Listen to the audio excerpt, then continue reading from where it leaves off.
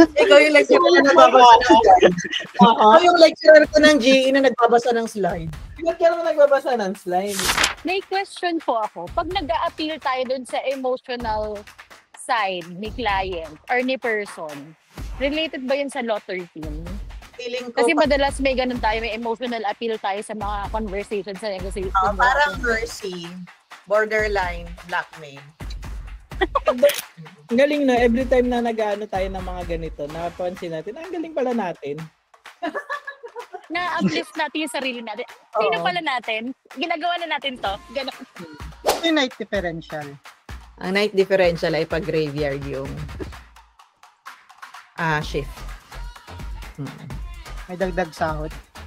May 10% sa certain May hours. additional ka movement speed tsaka life skill din. Night differential. Si Night Stalker kasi may night differential. So, nag-a-appeal ka dun sa self-interest. In a way, hindi mayabang yung dating. Diba?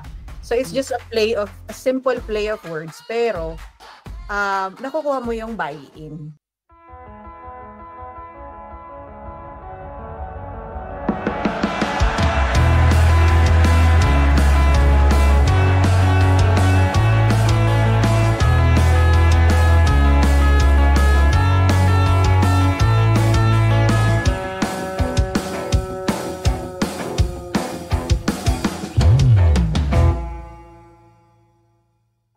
So yes, magandang gabi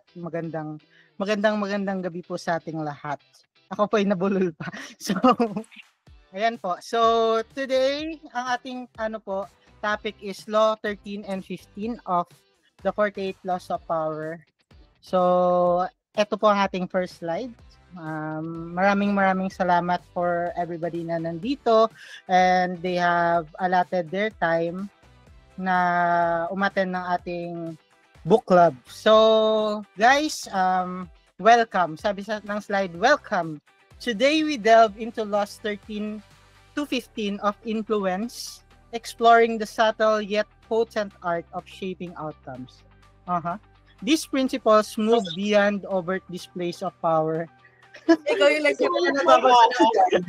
Ikaw yung lecturer ko ng GE na nagbabasa ng slide. Ba't ka naman nagbabasa ng slide? Binasa ko lang kasi, sayang naman yung slides kung hindi babasahin. Hindi na lang ako. Nisigaw ka na naman, kapampangan ka ba? Bakit naniligaw si Edge? Bakit naniligaw? Ganyan ba dapat, Edge? Ganyan po ba nagpe-present, ma'am? Thank you po. Inaaway po ba yung nagpe-present, ma'am? So, ganyan po ba dapat amang nagpe-present, ma'am? Ma'am. So guys, itong Laws 13 to 15, hindi na ako magbabasa ng slide, sabi dito. Kasi ayaw niyo ako nagbabasa ng slide. Madali naman ako kausap, guys eh. So ano lang po ito, more on communication po ito and getting the outcome you want. So for our next slide, meron po tayong question agad. Ba't tayo mag-move? Yan, Law 13, when asking for help, appeal to people's self-interest and never to their mercy or gratitude. First question po, sino po nakapagbasa ng libro? Before tayo mag-proceed, meron bang nagbabasa pa ng libro natin sa book club na to? Kasi baka naman, no guys, nandito lang tayo sa book club. Pero kasi sana book club, tapos book reading, ganun. Tapos mga insights natin, ganyan. Lahat po ba nakapagbasa ng libro? Unang tanong. Hindi ako nakapagbasa, Edge. So, aalis na lang ako, Edge. Sorry, Edge. Hindi po, bye-bye. Second demotion. Grabe naman. Grabe naman. Thirsty and gratitude. Dapat self-interest. I-apply mo. So, ayun po yung first example. Edge, para mabawasan so, yun po yung input na hindi nakapagbasa, aalis na lang ako. I'm guilty. Yun po yung first example natin na dapat hindi po appeal to self-interest but dapat when asking up for help hindi sa self-interest. Yun. So yes, yan na tayo naguguluhan na ako nawala na ako sa Mushu. Guys, maawa po kayo sa akin. So appeal to people's self-interest, never to their mercy or gratitude. Oh, mali po agad yung ginawa ko. Dapat, ito po kasi yung book club natin. This is something na talagang, alam mo yun, ginagastusan ng company. Ay, hindi pa rin yung self-interest. Self-interest. Hindi pa rin Kaya, yung self-interest. kaya sumasahod kayo kapag nandito kayo. Gumaling. Okay. So, kailangan po palang turuan nyo talaga ako ng ganito. Ito na lang, first question na lang kasi hindi naman po ako ganun. Alam nyo guys, hindi talaga ako effective 48 laws of power for now ha. Kaya nag-aaral pa tayo. So, ang first question na lang natin, sagutin na natin para makausad tayo. Have you ever tried to make a request to your client and what was the result? And, ang pinaka is, na-apply nyo po ba yung Law 13? Anong mga instances siya na-apply ninyo? Go po tayo. Ina-analyze ko kasi ano yung ibig sabihin ng appeal to their mercy. Yan, medyo na-encounter naman natin yan yung tipong pwede po bang pa-process ng sahod ng mas maaga kasi kailangan ko po bayad sa insurance, ganon. Appeal to mercy. Yung appeal to gratitude, ang hindi ko pa maano. May example ba kayo? Appeal to gratitude. Parang utang na loob siguro na Utang na loob po yan, Ate Elay. Yung appeal to gratitude. Tatanawin ko pong utang ng loob, ipagpapasalamat ko po kung parang ganun Mercy ba? pa din yan lang. Mercy pa rin. Mercy Parang pa rin. tinulungan Yung- kita dati sa isang project. Gratitude, yung parang ikaw yung may utang na loob sa kanila. Okay. Okay. So, Parang appeal to mercy. niningil na sila ng utang na loob. Mm-mm. Huwag daw yun. Okay, makes sense. Hindi ka halatang hindi nagbasa Kayo hindi ano yung meaning. Kasi daw kapag daw naniningil ka ng utang na loob, parang kasi yun, cheap way, hindi mo pinag-isipan. Okay. Hindi siya nakaka-48 laws of power. Ang pinaka-recent ko na application ito is nire-request ko kasi kay client na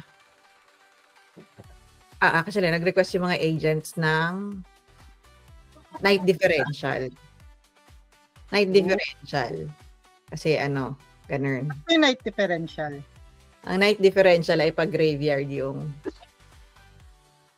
shift. May dagdag sahod. Ganun. May 10% sa certain May hours. additional ka movement speed tsaka life skill be. Night differential. Si Night Stalker kasi may night differential.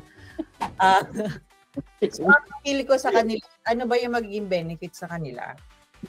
So, ang benefit nun is lower turnover rate, higher retention sa mga empleyado, they have, parang yung productivity nila hindi maapektuhan kasi overwork sila or wala silang pahinga, ganun. So, at least yung motivation nila. Ayun.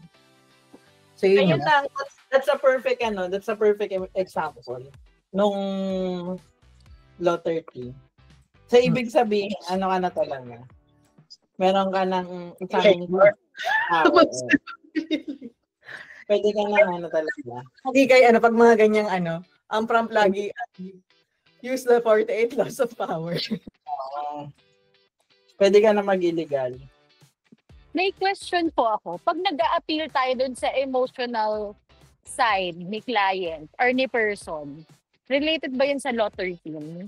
Feeling ko, Kasi madalas may ganun tayo, may emotional appeal tayo sa mga conversations sa negotiation. parang mercy, borderline, blackmail. Baka parang more of blackmail. Emotional Parang mercy appealing to mercy din. Ano Hindi ko po? nabasa yung buong libro dyan, pero baka ikaw may insight ka kasi di ba maraming beses mo na ito nabasa. Actually, ito nga mercy ay lagi nating nakikita pa sa mga Ang alam ko kasi yung appeal to emotion ay hindi siya hindi siya nag-exude ng power, kaya hindi siya ina-advise ng 48 laws of power. Kasi kaya ka nag-appeal to emotion dahil ikaw yung in need. Dito kasi, Parang bihado ka. Ganon. nilalaro mo yung power dynamics na ikaw yung may kailangan, pero ginagamit mo yung interest nung another party, nung Parang- kausap client, gano'n. I-add mo siya dyan na yung, kaya ka nagtatanong, kasi at the end of the day, yung tinatanong mo, pro kay, let's say pro kay client. So parang in favor sa kanya. Parang pinapakita mo lang na nagtatanong ka para matulungan lang din siya at the end. Which is yung mga ginagawa din natin na yung nagka-clarify ka pero hindi ka magpapa-appeal to pity. So, yun nga. Yun yung sinasabi dito na, ano ba to? One should always appeal to other person's self-interest. May isa pa akong basic na example na ginagawa ko din. Pag kasi nagbibigay, at ito si Keith, for example, si Keith Carter, ayaw niya nagsisend ng calendar link. Kasi parang feeling niya, ang yabang or walang personal touch. Na parang ang yabang, ito yung calendar ko. Mag-schedule ka dyan. Parang ganun yung dating sa kanya. The way I say it to clients kasi is yun, parang self-interest nila. Na please find a suitable time that's convenient for you. Hindi, pero totoo, mas convenient din talaga sa akin yun kung sila yung mag-book ng call. Diba? Hindi na ako yung maghahanap magbibigay pa ako ng 2 slots, ganun. So, pero the way I say it is, please, this is our, hindi ko sinasabi na this is my calendar link kasi tinanggal ko yung ego na, oy, may calendar link ako, ikaw meron, ganun, parang ganun. So, the way I say it is, this is our calendar link. Kumbaga the company, parang ganun. Tapos, to make it easier for you, please find a suitable time that suits you. Tapos, sasabihin ko pa na, if just in case na hindi siya makahanap ng slot, please let me know and I will manually book you in. So it's not like inuutosan mo siya na, hoy, padaliin mo yung buhay ko, ito pindutin mo yan, calendar link ko yan, may calendar kasi ako. Hindi ganun yung dating. Parang, hoy, ito para mas madali sa'yo, ayoko kasing mahirapan ka. Tsaka kung magka-problema ka, lapit ka lang sa akin, tutulungan kita. Parang ganun. So nag-a-appeal ka dun sa self-interest. In a way, hindi mayabang yung dating. Diba? So it's just a simple play of words, pero nakukuha mo yung buy-in kasi hindi mayabang yung dating. Hindi ka nag-uutos, hindi ka nagko-command. Pero yung interest mo is to make it easier for the other person. Well, in fact, ang totoo is they're actually helping you to make your life easier. Parang ganun. Yeah. Ayan, guys. Thank you. Thank you po sa ating kapitana. Meron pa po bang may examples na recent na nangyari sa kanila, interaction with client, ganyan, interaction with sales team, meron po ba? Or interaction with team members, kahit hindi na magano, na na-apply niyo yung law of 13, or nag-work out sa inyo yung appealing to the interest of people na kausap niyo. Hindi ko alam kung related to. Go, Ate Pero, Igana. siguro kapag kausap natin yung client natin, especially when we're negotiating or we're in the middle of an escalation, yung best interest ni client lagi yung best interest ni client and best interest ni VA lagi yung topic or yung concern ng conversation. Hindi natin sinasabi na para ma-solve to si VC ganito. Parang, kumbaga, para lang talagang kapag sa conversation, I remember kasi ate yung nagkaroon tayo na recent escalation, yung kay, hindi ko na, wag niyo na sabihin sa, titut, kasi tut, gano'n. Na parang nung kausap namin si client, kami ni Ate Ellie nasa call, parang sinabi namin sa kanya clearly na yung purpose ni Virtual Champions is to create a solution that would benefit both of them. Na parang, parang hindi namin iniisip na kami mag-benefit, si client and si VA yun. Na in a way, nag-appeal yun sa interest ni client na okay, ang goal niya is for my benefit, pero at the same time, she's trying to be fair on both parties. So, ganun tayo when we negotiate to our clients na we make sure na they know na we're on their side, pero at the same time, na we're standing din sa ground ni VA. Na impartial tayo regardless. We just want to solve the issue, hindi na mag-dwell dun sa nangyari. Parang ganun. Lagi tayo focus on solutions. Parang ganun. So, sa interest ni... Gusto ko lang din i-note doon na ginagawa natin siya not because meron tayong ulterior motive, pero dahil talaga concerned tayo kay VC tsaka dun sa kay VA tsaka dun sa client. Kasi yun talaga yung concern natin, kaya Yes. yun yung focus ng conversation. Nagkataon lang, if i-analyze mo yung Law 13, parang na-apply natin siya unknowingly. Ang galing natin. Dapat talaga nagsulat tayo ng libro. Sarili nating law. Omniscient, omnipotent. Ang galing na, every time na nag-ano tayo ng mga ganito, napansin natin, ang galing pala natin. Na-uplift natin yung sarili natin. Sino pala natin? Ginagawa na natin to. Ganon. Pero napansin ko talaga yan kay Ninang, lagi siyang ganyan yung ano niya. Siguro mediator ka talaga nang. Ha? Mediator ka talaga kahit nung past life mo. Ba't ako mag-detour? Galing ka gumamit nung Law 13 eh. Nag-detour ka Except daw pala ate. sa loved ones. Except pala sa loved ones. Sabi niya, mag-detour ka talaga, no? Bingi pala. Or, ano ba? Predator ka Ayan. talaga. Predator ka talaga. Radiator. Gladiator. Nag-iba-iba na. Alright. Meron pa ba? Go, Ja. Hindi, parang nasabi naman na ata ni Miss Eloy lahat. Pati examples. Walang yung sense sa mundo. Ang naalala ko natin yung mga bago, no? Feeling ko madami pa. Ganun naman po talaga yung sa example yung mga ginamit ni Miss Eloy. Kahit sa sales na pagka nag-ano ka, marami kasi sa sales na ayaw nagdi-discovery call. Pero part siya ng process natin, ginagawa na lang natin ng way na kaya tayo nag-discovery call is para makakatulong sa kanila na clear yung instructions. But in a way, it also helps us. Kasi nga, para mas napafollow yung flow ng process natin when we talk to clients, tsaka para maayos yung mga proposals. So, ganun siya. Discovery call na kasi tayo. Mas mataas ang chance na ma-close Yung na. hatak, yes. Oo. Kasi napakilala na natin yung company. Isa yun sa mga na-apply sa Law 13. And I thank you. Yes, thank you rin po. Thank you po sa mga nag-provide na kanilang mga experiences, examples. Actually, ang pinaka na-realize ko dito na yung intention kasi nung virtual champions at the start is for the interest ng people niya and pati clients. Kaya hindi tayo nahihirapan i-apply ito. Hindi tayo yung humihingi ng utang na loob, uma-appeal sa mercy, but rather yung appeal talaga natin or yung atake talaga natin is toward the interest ng mga people na hawak natin at people na provide natin ng service. So, kapag nagbibigay talaga tayo ng example, ayun. And for me, kasi hindi ako ganun kagaling sa communication skills. Evident naman talaga. Huwag mong i-own. Ayoko naman. Ayoko. Rephrase. Ano po ako? Recovering po ako na merong problem sa communicative skills. Recovering tuliro. So, yun po yung situation. Word should be, I know that I can still improve. So, ayun po. Maybe I still need to improve. Huwag mo sabihin na may problema. Ganito talaga ako. Ganun. Okay. Alright. Yan.